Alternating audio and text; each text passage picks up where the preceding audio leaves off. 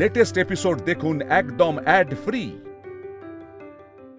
পাপি আমাকে সৌরনীল স্যার ডেকেছিলেন, আমি তাই জন্যই গেছিলাম।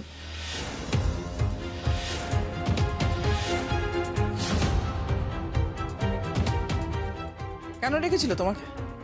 হ্যাঁ, কিসের জন্য ডেকেছিল সেটা ওনাকেই জিজ্ঞেস করো না মা। কেন? ও তো তোকে ডেকেছিল, তা তুই কেন বলতে পারছিস না কেন ডেকেছিল? আর ডাকলেই যেতে হবে, এটার কি মানে? না, আমরা তো সবাই তোকে বলেছিলাম যে আজকে বাড়ির থেকে বেরোবি না, ইউনিভার্সিটিও যাওয়ার দরকার নেই, তা তুই শুনলি না কেন? কেন গেলি ওখানে? আর নীল নিশ্চয়ই তোকে এটা বলার জন্য ডাকেনি যে তোমার দিদিকে আমার পছন্দ হচ্ছে না, তোমাকে আমার খুব ভালো লাগছে, আমি এবার তোমাকেই বিয়ে করতে চাই। বল। ময়ূরী, কি এত কিছুর পরেও তুমি আমাকে ধমকাচ্ছ ভাবি? আমি তো বুঝতে পারছি না তুমি এখনো পর্যন্ত কি ভাবছো। এসব কথা উচ্চারণ করতে খারাপ লাগে না? এসব কথা বলছো কেন? অন্য কোনো কারণে তো ডাকতেই পারে। আমার মনে হয় নীলের মনে প্রশ্ন উঠেছে রক্ত দেওয়া নিয়ে, সেই জন্যই মেঘকে ডেকেছিল। কি মেঘ, তাই তো?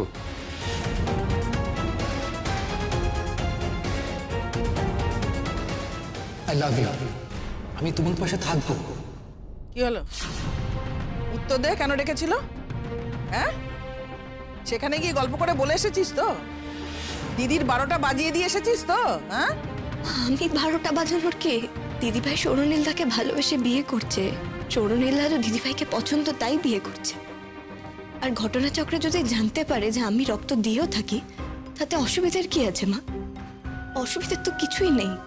দেখেছো মা, দেখেছো কথা ওর সব সাজানো, কোনো কথায় ওর মুখ বন্ধ থাকছে না। এই মেয়ে নাকি কথা বলতে জানে না, কম কথা বলে, কথা বলতেই পারে না, লোকজন ওকে পিষে দিয়ে চলে যায়। এখন কি করছো এগুলো? আমাকে একটু বোঝাবে কি হচ্ছে এগুলো? তোমার বাবাকে বুঝতে বলো। ছি ছি ছি, তোর দিকে তাকাতে না আমার ঘেন্না করছে। হ্যাঁ, তুই যে আমার মেয়ে এটা ভাবতেও আমার খারাপ লাগছে।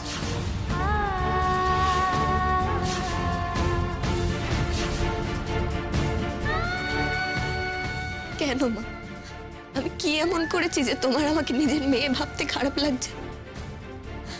আমি তো জানি মা আমি কেন এই পৃথিবীতে এসেছি। আমি তোমার বড় মেয়ের কোনো সর্বনাশ করিনি মা, যা সর্বনাশ হওয়ার সেটা আমার হচ্ছে। আমি জানি আমাকে এই পৃথিবীতে আনা হয়েছিল, আর তারপর থেকে এই পৃথিবীর কোনো কিছুর উপরই আমার কোনো আকাঙ্ক্ষা নেই। আমি বেঁচে আছি তাই পড়াশোনা করি, বেঁচে আছি তাই গান করি। ইচ্ছে করে তো স্বেচ্ছা মৃত্যু নিতে পারবো না মা। এই একই সেন্টিমেন্টাল কথা বলো না তো, বলে কোনো লাভ নেই। হ্যাঁ, তুমি বড় দিদির জন্য এই পৃথিবীতে এসেছিলে, সেটা ঠিকই, কিন্তু তার জন্য তো তোমার কোনো ত্রুটি রাখিনি আমরা। বলো, কোনো ত্রুটি রেখেছি আমরা? তোমাকে লেখাপড়া শেখানো হয়নি, গান বাজনা শেখানো হয়নি, নাকি তোমাকে আমরা অযত্ন করেছি, অবহেলা করেছি? এ কথাগুলো যে বলছো, বলো। এই কথাগুলো ছাড়া নিজেকে বাঁচানোর মতো ওর কাছে আর কি আছে বলার মতো? তোর জীবন, তোর জীবন, তোর দিদি ভাই, তুই সৌরনীলার সঙ্গে সুখী হলে তো আমারই ভালো লাগবে। আমি তোর কোনো ক্ষতি করিনি, এটা আমি শেষবারের মতন বললাম। এবার বিশ্বাস অবিশ্বাস সেটা তোর ব্যাপার। তাহলে তুমি গেছিলে কেন? সৌরনীল তোমাকে কেন ডেকেছিল এই কথাটা তো তোমাকে বলতে হবে। তোমার দিদির মনে একটা সন্দেহ তৈরি হয়েছে, সেটা নিরসন করা তো তোমারই কাজ। ধরে নাও বাপি সৌরনীলদার মনে কোনো প্রশ্ন জেগেছিল, তাই জন্যই আমায় ডেকেছিল। সেই জন্য তোমাকে আলাদা করে ডাকার কি আছে? তোমার বাবার সাথে কথা বলতে পারতো, আমার সাথে কথা বলতে পারতো, দিদির সাথে কথা বলতে পারতো। তুমি কে? রক্তটা তো আমার শরীর থেকেই যাচ্ছে, হয়তো সেই জন্যই আমাকে ডেকেছিল।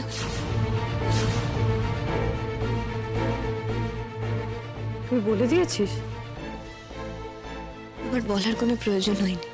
মানে? বললাম তো, আমার বলার কোনো দরকার হয়নি। এই যে কথাটা তোমাকে ডেকেছে, সেটা বাড়িতে তুমি গোপন করলে কেন? মনে পাপ আছে বলেই তো গোপন করেছে, সেটা বুঝতে পারছো না? আমি তোর হাব ভাব দেখেই বুঝতে পারছি। কি হাব ভাব দেখেছো মা তুমি আমার? আর কেন শুধু শুধু আমার নামে এত বাজে কথা বলছো? আমি কি করেছি মা? তুমি কি হাব ভাব দেখে বুঝতে পারলে যে আমি দিদিভাইয়ের সঙ্গে অন্যায় করেছি? শোন দিদি ভাই, কোনোদিন হয়তো তুই জানতে পারবি না, তাও একটা কথা না বলে পারছি না। এরকম ভাবে তোরা আমাকে অপমান করছিস তো? মা তো আমার গায়ে হাতও তুলল। শুধু আমার একটা কথা শুনে রাখ, আমি তোর ভালো ছাড়া মন্দ কোনোদিনও করিনি, আজও করিনি, আর ভবিষ্যতেও করবো না। শোন মেঘ, তুই আমার ভালো করার কেউ না। এক রক্ত দিচ্ছিস বলে আমাকে এত কথা শোনাচ্ছিস তো? ওটা বাদ দিয়ে দে। ওটা বাদ দিয়ে আমাকে বল, তুই আমার ভালোর জন্য কি করেছিস? তোর থাকাতে আমার কি ভালো হয়েছে? বরং ক্ষতি হয়েছে। তুই আমার ভালো করবি সেটা আজকের দিনে দাঁড়িয়ে আমি আর বিশ্বাস করি না, কারণ তুই তো প্রমাণ করে দিয়েছিস।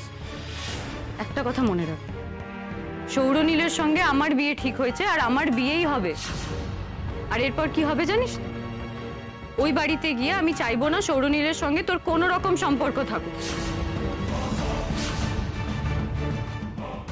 আমি আমার শ্বশুর বাড়িতে তোকে এন্টারটেনও করব। তোর কি মনে হয় দিদি ভাই, আমি তো শ্বশুর বাড়িতে যাওয়ার জন্য পা মুখিয়ে আছি? না রে দিদি ভাই, আমি তো লোকের বাড়ি যেতে এমনিই পছন্দ করি না, আমার কোনো প্রয়োজন নেই রে। আর তোর আমাকে এত ভয় পাওয়ারও দরকার নেই। ভয় পেতে যাবো কেন আমি তোকে? তোর মতো মেয়েকে শেষ পর্যন্ত আমাকে ভয় পেতে হবে? তাহলে এত কথা কেন বলছিস দিদি ভাই? তুই তো কিছু শুনিসনি, কিছুই জানিস না, তাহলে এই কথাগুলো আমাকে কেন বলছিস? নিজের মন থেকে বানিয়ে আমাকে কেন সন্দেহ করছিস তুই? সন্দেহ করার মতো কাজ করছিস তাই সন্দেহ করছি। আমরা তো কেউ ঘাসে মুখ দিয়ে চলি না। আরো একটা কথা জেনে রাখ, তোকে আমি সন্দেহ করছি মানে এটা নয় যে তোকে ভয় পাচ্ছি।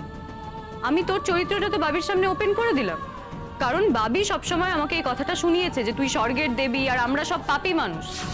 তাই আমি আজ এটা প্রমাণ করে দিলাম যে তুই স্বর্গের দেবী না। আর আমরা যে পাপ কাজ করার কথা ভাবতেও পারি না, তুই সে পাপ কাজ করার সাহস পেয়েছিস। তুই বাড়িতে কাউকে না বলে বাইরে চলে যাস, তুই সৌরনীলের সঙ্গে কথা বলিস, তারপর মিথ্যে কথা বলিস যে কথা বলিনি। তুই ইউনিভার্সিটির নাম করে ওর সঙ্গে দেখা করতে যাস, সবটাই তো মিথ্যে। আচ্ছা মেনে নিলাম, ধরে নিলাম সৌরনীল তোকে ডেকে পাঠিয়েছে, সেটা তো তোর আমাকে জানানো উচিত ছিল মেঘ, ছিল না? তুই তো মাকে জানাতে পারতি, বাবিকে জানাতে পারতি, বাড়ির যে কাউকে জানাতে পারতি। তুই তো জানাসনি, লুকিয়েছিলি কেন? তোর কি দরকার ছিল পরীক্ষার গল্প বানিয়ে ওইভাবে দেখা করতে যাবার ইউনিভার্সিটিতে? তোর একবারের জন্য এটা মনে হলো না যে দিদি যদি সন্দেহ করে তাহলে যেভাবে হোক পুরো বিষয়টা জানতে পেরে যাবে? তবু তোকে একটা কথাই বলছি দিদি ভাই, আমি তোর কোনো ক্ষতি করিনি। আজকে হয়তো বুঝবি না, কিন্তু কোনো না কোনো দিন তুই প্রমাণ পাবি যে আমি তোর কোনো ক্ষতি করিনি। সত্যি কখনো চাপা থাকে না রে, কোনোদিনও না। কারো জ্বরে আলো দিতে ফুরিয়ে গেল নিঝুম অন্ধকারে। তার মন কেমনের হাসি, তার জীবন জোড়া ভুল, সে অন্য কারো হাতে ইচ্ছে পুতুল, ইচ্ছে পুতুল।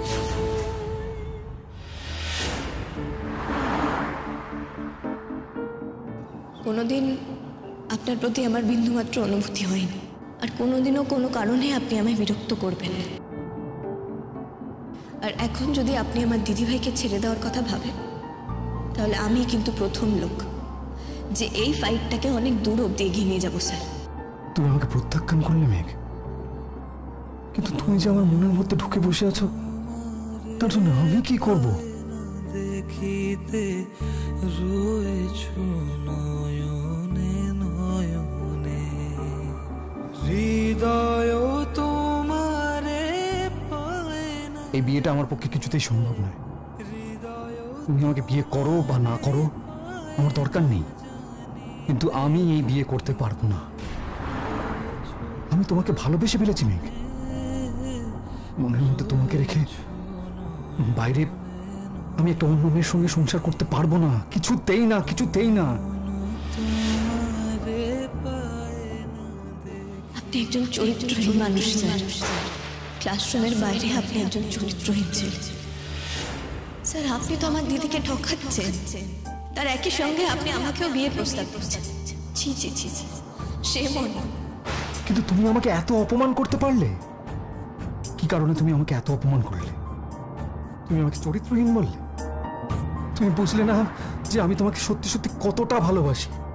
আমি তোমাকে বোঝাতে পারিনি, সেটা হয়তো আমারই দোষ। একদিন তুমি নিশ্চয়ই বুঝতে পারবে। আজই আমি বাড়িতে গিয়ে বলে দেবো এই বিয়েটা আমার পক্ষে করা সম্ভব নয়। আমার বিয়ে করার কোনো প্রয়োজনই নেই।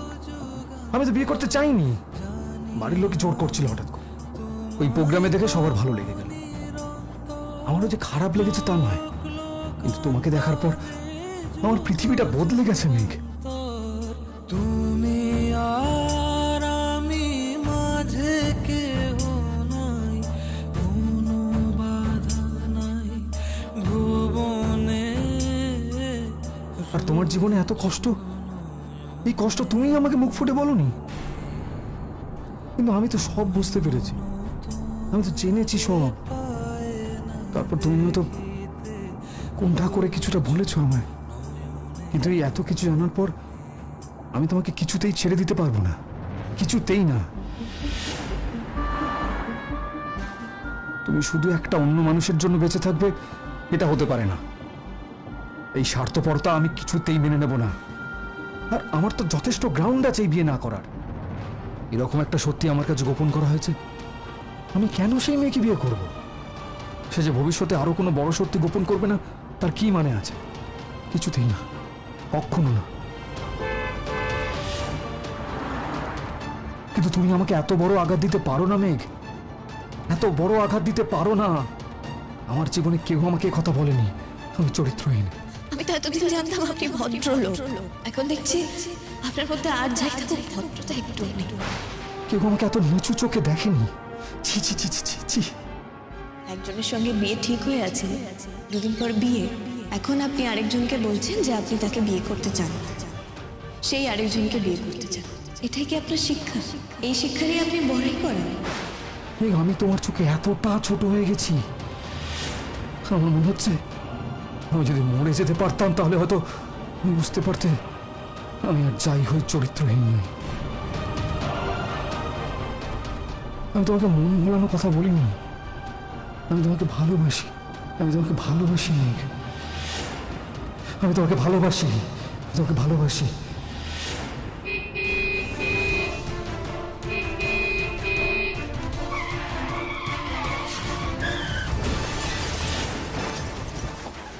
এই অ্যাক্সিডেন্ট অ্যাক্সিডেন্ট অ্যাক্সিডেন্ট এই এই তো তো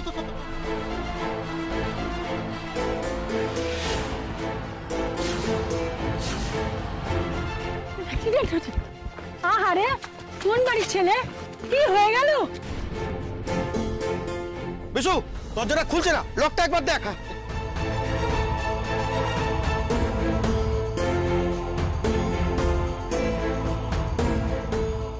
দাদা, দরজার লকটা তো কোনোভাবেই খোলা যাচ্ছে না। কি হবে তাহলে? লোকটা তো মাথা পেটে গেছে, এক্ষুনি হসপিটাল নিয়ে যেতে হবে, না হলে তো বড় কোনো বিপদ হয়ে যেতে পারে। বিপদ যে হয়ে যায়নি তুমি নিশ্চিত হচ্ছ কি করে? দেখতে পাচ্ছ না কিভাবে পড়ে আছে? ওয়েট ওয়েট, এটা পুলিশ কেস, এই কেসটা নিয়ে কোনো রকম পাকামি করা চলবে না। তার থেকে পুলিশে খবর দেওয়া ভালো। দীপ, এক্ষুনি থানায় ফোন কর, কুইক। হ্যাঁ হ্যাঁ, তারপর পরের উপকার করতে গিয়ে নিজেদের জীবন নিয়ে টানাটানি পড়ে যাবে। হ্যালো, পুলিশ স্টেশন, আমার নাম দীপ।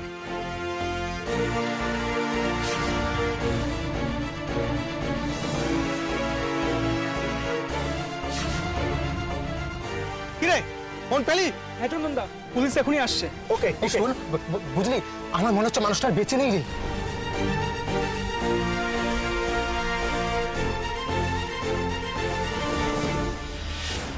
ওই তো পুলিশ এসছে। হ্যাঁ হ্যাঁ,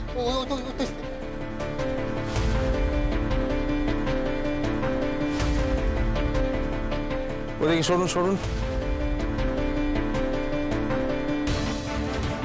অ্যাক্সিডেন্টটা কখন হয়েছে? এই তো একটু আগেই, আমরা বাজারেই ছিলাম, আমাদের সামনেই অ্যাক্সিডেন্টটা হলো। দাস, তাড়াতাড়ি বডিটা বের করুন, তাড়াতাড়ি।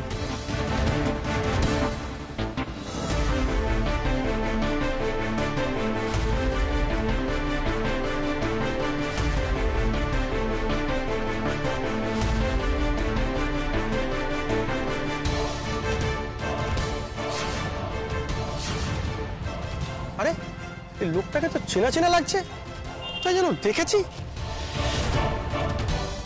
হ্যাঁ, কিন্তু তো ইউনিভার্সিটিতে পড়ান।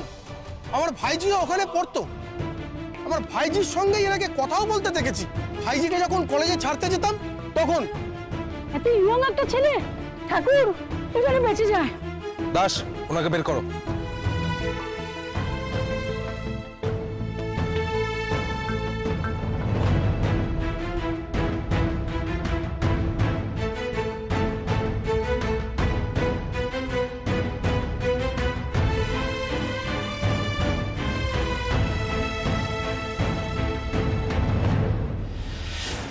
ফাস্ট ফাস্ট ফাস্ট, তাড়াতাড়ি তাড়াতাড়ি। আরে সরো সরো সরো, তাড়াতাড়ি তাড়াতাড়ি চলো নিয়ে। এই দাস, তুমি একে এমার্জেন্সিতে নিয়ে যাও, আমি এদিককার ফর্মালিটিস দেখছি। ঠিক আছে স্যার। ফাস্ট, তাড়াতাড়ি চলো। Excuse me. Yes sir. একটা অ্যাক্সিডেন্ট হয়েছে, ওনাকে এমার্জেন্সিতে পাঠিয়েছি। মনে হচ্ছে ওনাকে অ্যাডমিট করতে হবে।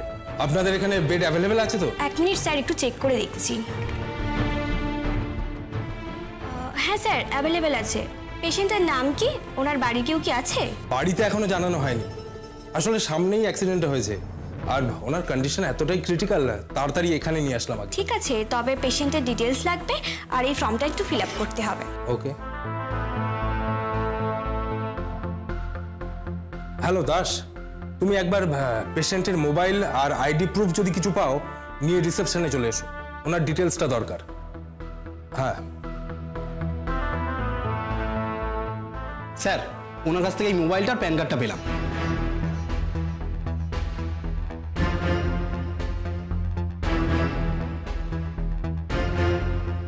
এই নিন। Okay sir.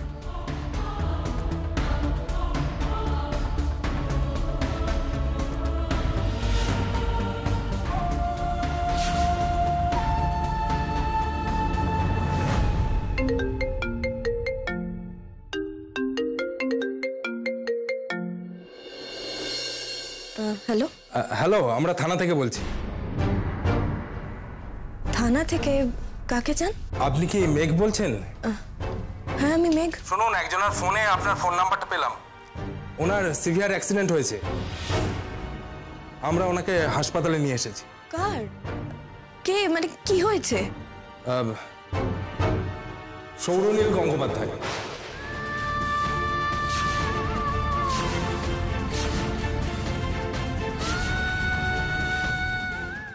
কি হয়েছে? সিভিয়ার অ্যাক্সিডেন্ট হয়েছে, কার অ্যাক্সিডেন্ট। স্মাইল হসপিটালে ওনাকে ভর্তি করা হয়েছে। আপনার নাম্বারটা দেখলাম বলে আপনাকে এই ফোনটা করছি। বাড়ির কে আছে না আছে আমরা এখনো জানতে পারিনি। আপনি কাইন্ডলি একটু তাড়াতাড়ি চলে আসুন এখানে। না, এটা হতে পারে না। না না না, এটা হতে পারে না, এটা হতে পারে না। মেঘ, কি হয়েছে? কি হয়েছে বল না। কান্নাকাটি করছো কেন? দুর্যোগটা কিসের? কথাটা মুখে বলতে পারছো না? বাপি, সৌরভের অ্যাক্সিডেন্ট হয়েছে।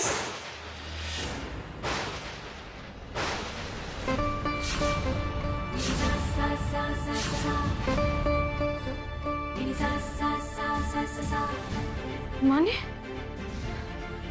এই মেয়ে, এই বল, সেই ফোনটা তোর কাছে এলো কেন বল?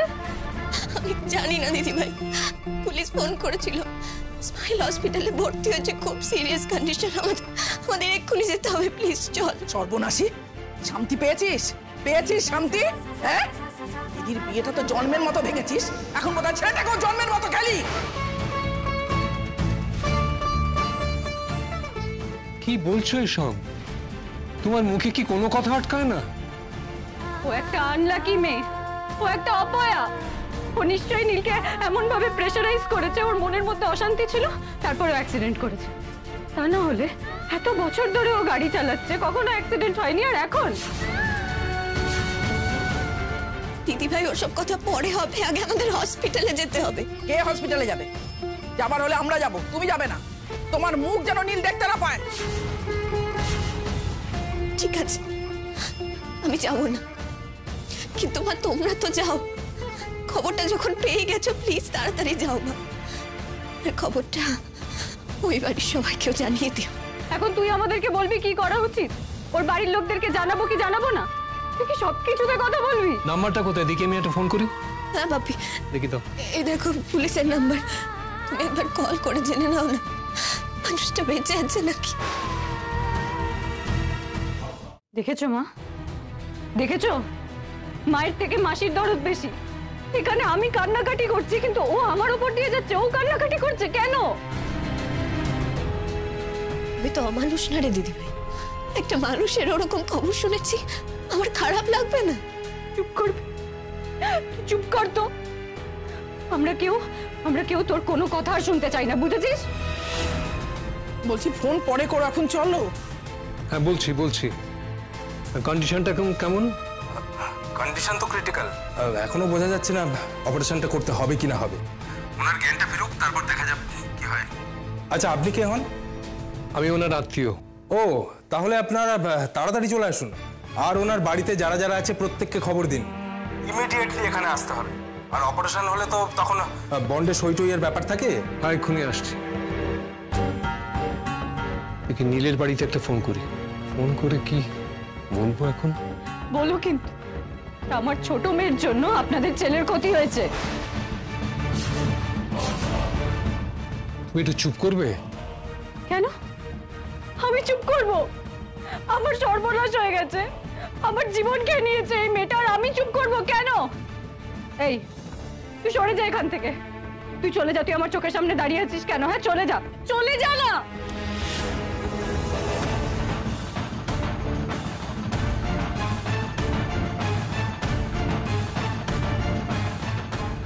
ছি ময়ূরী, ছি।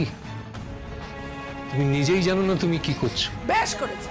বেশ করেছে, ঠিক করেছে, করারই তো কথা। যা সর্বনাশ সবার ময়ূরীর হয়েছে, মেঘের কি হয়েছে? বদমাইশ মেয়ে কোথাকার, ঘরের শত্রু বিভীষণ। আমাদেরই খাবে, আমাদেরই পড়বে, আবার আমাদেরই বুকের ওপর বসে দাড়ি অপরাবে। শয়তান মেয়ে কোথাকার, ছি ছি ছি ছি। ওদের বাড়ির লোক যদি কেচ্ছাগুলো জানতে পারে কি বলবে বলো তো?